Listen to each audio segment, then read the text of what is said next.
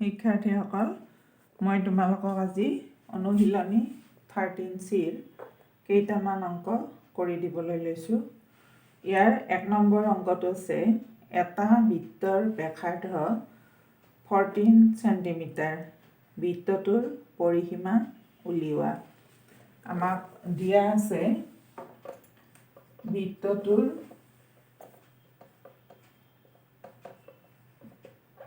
ব্যাসাৰ্ধ আমি বৃত্তটোৰ ব্যাসাৰ্ধ যদি small r বুলি ধৰি লওঁ সেইটো কাৰণে r টো লিখিছোঁ। বৃত্তৰ ব্যাসাৰ্ধ সমান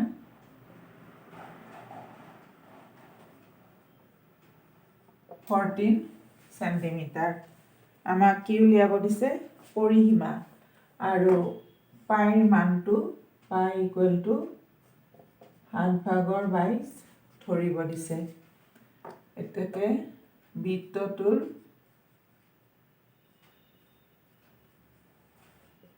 পৰিসীমা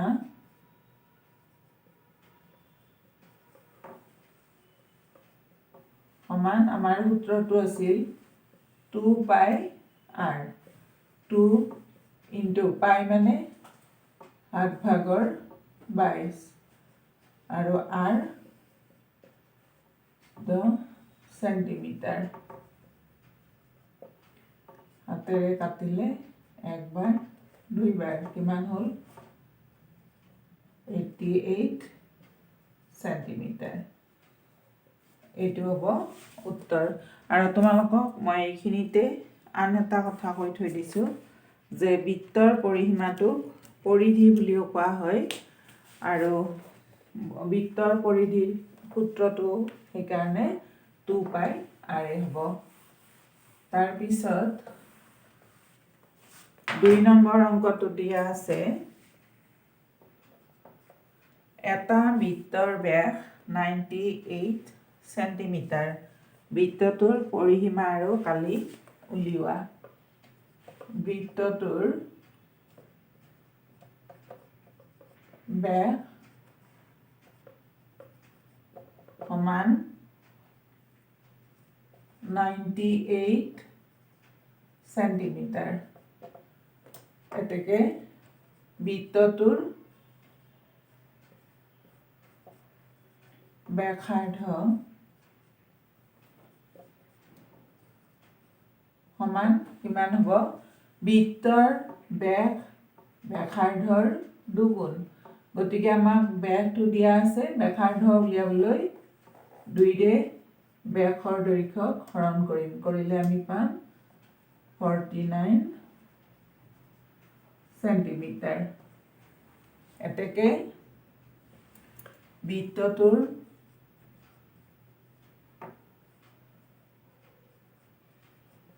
পৰিসীমা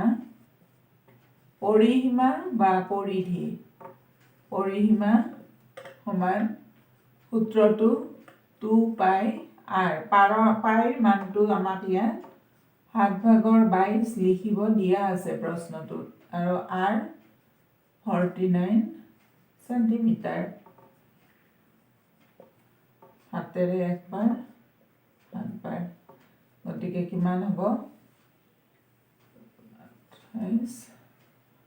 7 into 2 14. 14 into 2 28. 2 14 into 2 28 29 30 308 centimetre. এইটো হ'ল বৃত্তটোৰ পৰিসীমা আৰু বৃত্তটোৰ কি উলিয়াব দিছে? কালি উলিয়াব দিছে। গতিকে আমি ইয়াৰ পিছত লিখিম আকৌ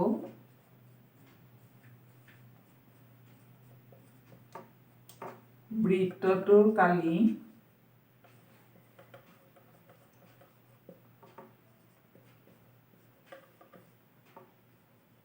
সমান পাই r স্কয়াৰ। পাই মানে 7/22 r স্কয়াৰ মানে 49 স্কয়াৰ। 49 স্কয়াৰ লিখিলোঁ মানে 49 into 49। গতিকে 49ৰ একক সেন্টিমিটাৰ আছিল লগত আৰু এটা সেন্টিমিটাৰ মানে বৰ্গ চেণ্টিমিটাৰ হ'ব। আৰু ইতিমধ্যে মই তোমালোকক আগতেই কৈছোঁ যে কালিৰ একক সদায় বৰ্গ একক হয়। এতিয়া 49 স্কুৱেৰটোক 49 × 49 বৰ্গ চেণ্টিমিটাৰ লিখিলোঁ। গতিকে এতিয়া পূৰণ কৰিলে কিমান হ'ব আমাৰ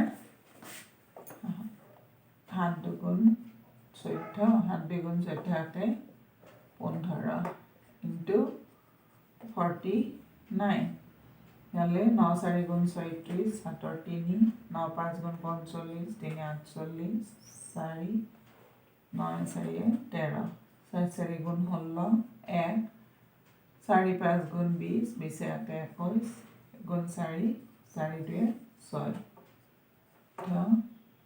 5 7 গতিকে আমি পালোঁ 7546 বৰ্গ চেণ্টিমিটাৰ। এইটো হ'ব বৃত্তটোৰ কালি। তাৰপিছত 2 নম্বৰটো একেই হয়, 3 নম্বৰটো যে 8 চেণ্টিমিটাৰ ব্যাস বিশিষ্ট বৃত্ত এটাৰ পৰিসীমা আৰু কালি উলিওৱা।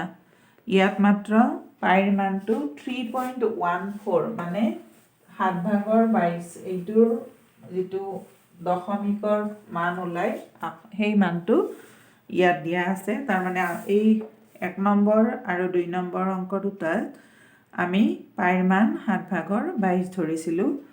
এতিয়া 3 নম্বৰ অংকটোত পাইৰ মানটো 3.14 ধৰিব দিছে।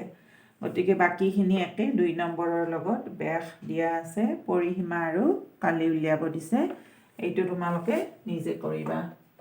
তাৰপিছত 4 নম্বৰটো দিয়া আছে এটা বৃত্তৰ পৰিধি 132 চেণ্টিমিটাৰ, বৃত্তটোৰ কালি উলিওৱা। এতিয়া আমি লিখি ল'ম, ধৰা হ'ল বৃত্তটোৰ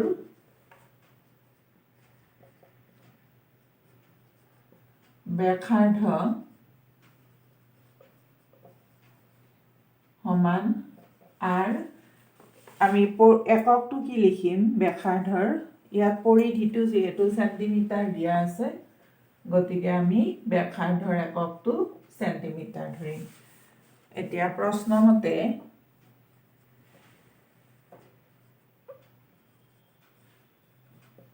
প্ৰশ্নমতে কি দিয়া আছে, বৃত্তটোৰ পৰিধি, বৃত্তটোৰ পৰিধি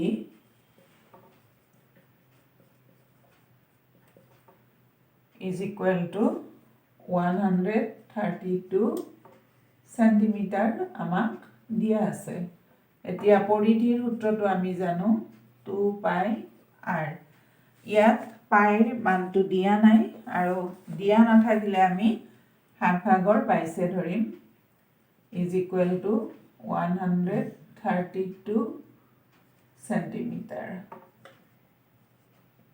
এতিয়া আৰটো ইয়াত লিখিলে মই এইখিনিতে কথাটো কৈ দিছোঁ যে বৃত্তৰ পৰিধি আমি সূত্ৰটো জানো 2πr একক মানে কি হয়, ইয়াত r2 চেণ্টিমিটাৰ ধৰিছোঁ, এইটো চেণ্টিমিটাৰ আহি গ'ল, আকৌ এইটো চেণ্টিমিটাৰ, দুইফালে একে একক আছে। গতিকে আমি এতিয়া দুয়োটাতে এককটো মচি দিওঁ,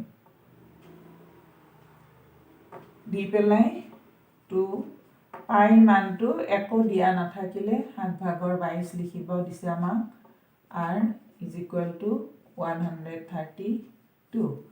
তাৰপিছত r equal to কিমান হ'ব 132, এইটো এইফালে হৰণ হৈ আছে, সোঁফালে আহিলে 7টো পূৰণ হ'ল, 2 আৰু 22টো ইয়াত লগত আছিল, ইয়াত হৰ হৈ যাব, গ'লে আমি কটাকটি কৰিলে কিমান হ'ব,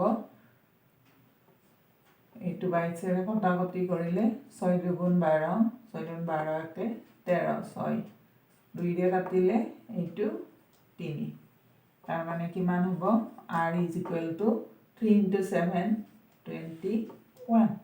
এতেকে আমি ইয়াতে লিখিম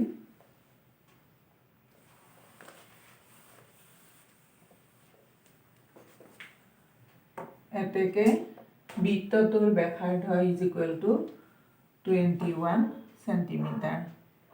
একে বৃত্তটোৰ কালি উলিয়াব দিছে আমাক। বৃত্তটোৰ কালি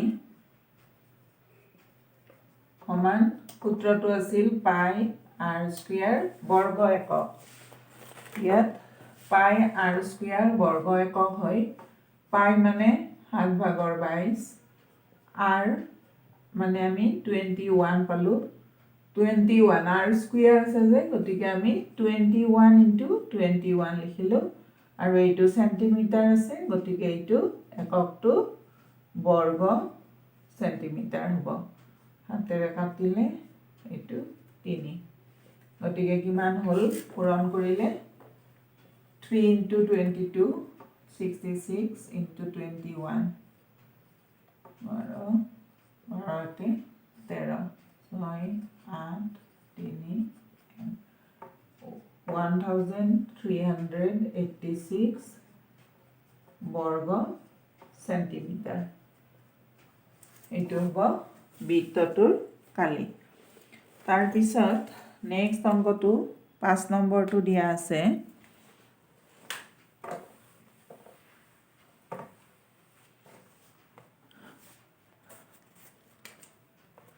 এটা বৃত্তৰ কালি 154 বৰ্গ সেন্টিমিটাৰ। বৃত্তটোৰ ব্যাস উলিওৱা। আমি ইয়াতে লিখিম ধৰা হ'ল বৃত্তটোৰ ব্যাসাৰ্ধ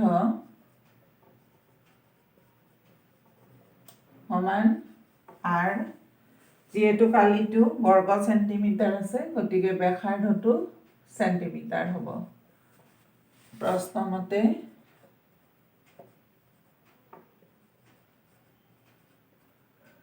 বৃত্তটোৰ কালি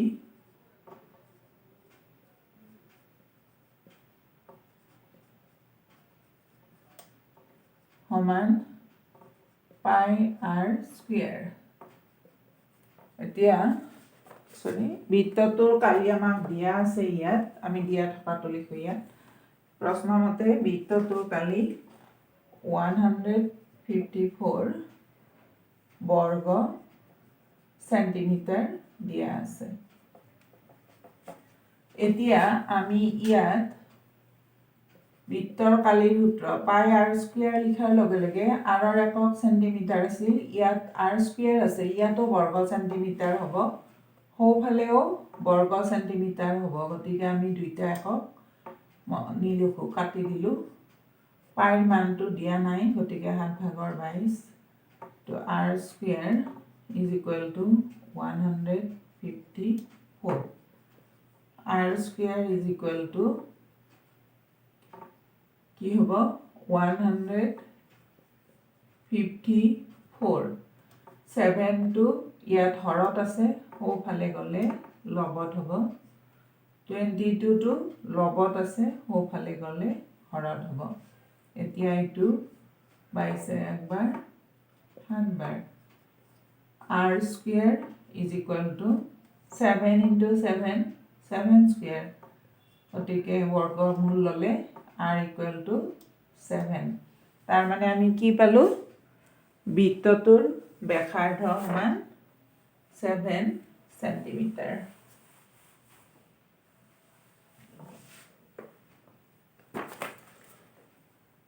এতেকে বৃত্তটোৰ ব্যাসাৰ্ধ সমান 7 সেন্টিমিটাৰ। আমাক উলিয়াব দিছে বৃত্তটোৰ ব্যাস। therefore বৃত্তটোৰ ব্যাস সমান, মই আগতেই কৈছিলো যে বৃত্তৰ ব্যাসৰ সূত্ৰটো কি ব্যাস সমান ব্যাসাৰ্ধৰ দুগুণ। গতিকে 2 * ব্যাসাৰ্ধ 2 * ব্যাসাৰ্ধ 7 সেন্টিমিটাৰ সমান 14 সেন্টিমিটাৰ মানে বৃত্তটোৰ ব্যাস 14 সেন্টিমিটাৰ আমি পালোঁ। এইখিনি তোমালোকে ভালদৰে চাবা। আজি ইয়াতে এৰিলোঁ। ধন্যবাদ।